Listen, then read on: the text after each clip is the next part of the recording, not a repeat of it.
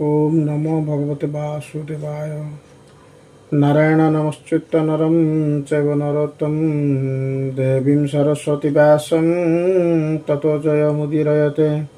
मूकं करोति वाचालं पङ्गुलघयते गिरिं। जकृपातमहं वन्दे परमानन्दमाधवं।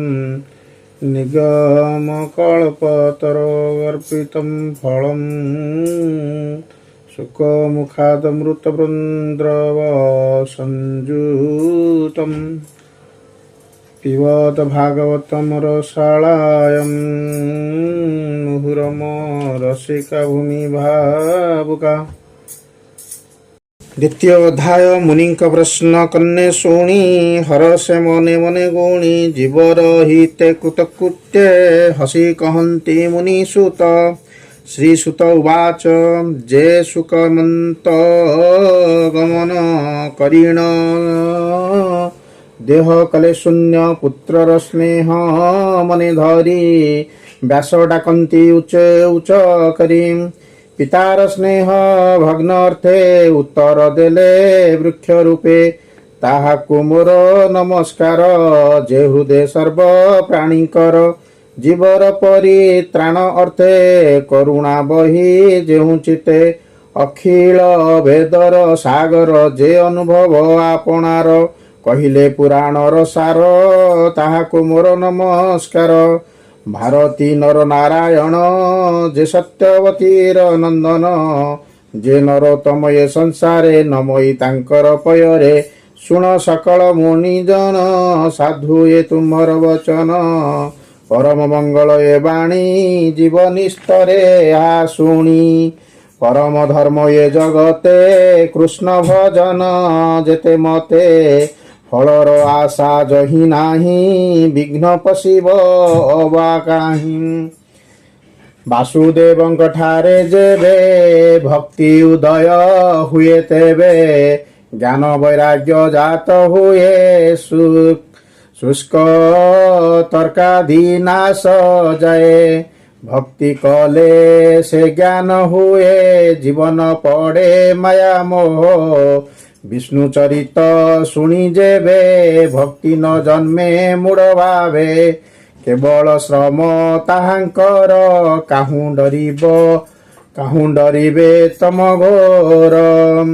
अर्थ संचंती जेते नर केवल श्रम ताहांकर अर्थे न पाई काम मोक्ष से प्राणी अधम प्रत्यक्ष।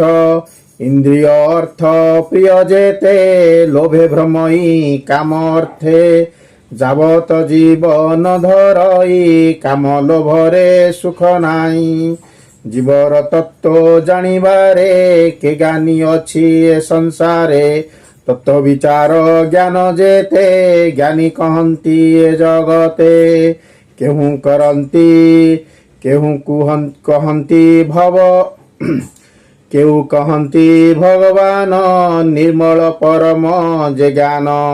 एभावे प्रीति जे करन्ति ज्ञान वैराग्य आचरन्ति करन्ति कृष्ण ठारे भक्ति आत्मारे आत्मा को देखन्ति। हरि श्रवणु भक्ति जात अज्ञानी न जाने जगत एणु अखिल ए जगते अछन्ति वर्णाश्रम जेते।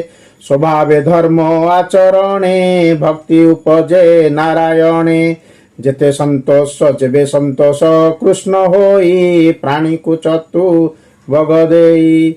एघेनी होई एक मन भावे तो शिवे भगवान। विष्णुर गुण कर्म जेते नित्य शुणिब कर्णपथे निर्मल करी स्थिर मन निरते करीब कीर्तन। ध्याने चिंतिब कृष्ण रूपे पूजा करीब सूक्ष्म कल्पे। एभावे भक्ति जोग बढ़े कर्म बंधन ग्रंथि छिड़े। एणु जगते ज्ञानी जेते कृष्ण न भजिबे के मन्ते। कृष्ण श्रवणे भक्ति जार ସେ ପ୍ରାଣୀ ଭବ ମଧ୍ୟ ସାର। ହରି ଚରଣେ ଯାର ଶ୍ରଦ୍ଧା ତାକୁ ନ ଲାଗେ ଭବ ବାଧା।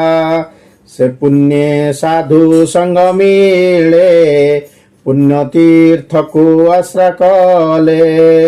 ତେବେ ସେ ହରି ରସେ ରସେ ଭକ୍ତଙ୍କ ସଙ୍ଗେ ଯେବେ ମିଶେ। କୃଷ୍ଣର କଥା ଯେ ଶୁଣନ୍ତି ବଦନେ ମହିମା କହନ୍ତି। ତାହାଙ୍କ ହୃଦେ ହରି ବସେ ସର୍ବ ଶୁଭ ଫଳ ଦୋଷେ। ସେ ପୁଣ୍ୟ ଶ୍ରବଣ କୀର୍ତ୍ତନ ବେଦେ କହନ୍ତି ମୁନିଜନ।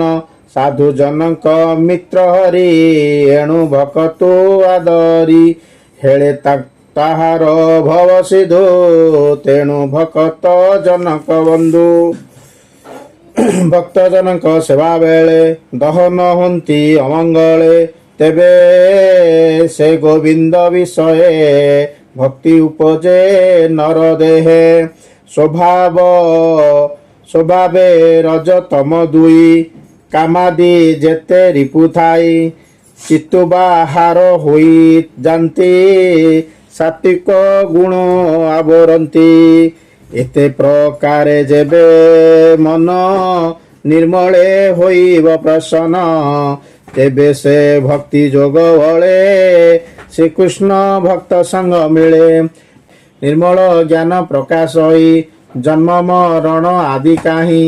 ଅଶେଷ କର୍ମ ଗ୍ରନ୍ଥି ବନ୍ଧ ଏଣେ ଛିଡ଼ଇ ସର୍ବ ଦ୍ୱନ୍ଦ୍ୱ। ସର୍ବ ସଂଶୟ ତୁଲେ କର୍ମ ଛାଡ଼ଇ ବିଷ୍ଣୁ ମାୟା ଭ୍ରମ। ଆତ୍ମାରେ ଆତ୍ମା ସେ ଦେଖନ୍ତି ଜନ୍ମ ମରଣେ ନାହିଁ ଭ୍ରାନ୍ତି। ଏଣୁ ପଣ୍ଡିତ ଜନ ଯେତେ ଆନନ୍ଦେ ଭକ୍ତି ଯୋଗ ମତେ।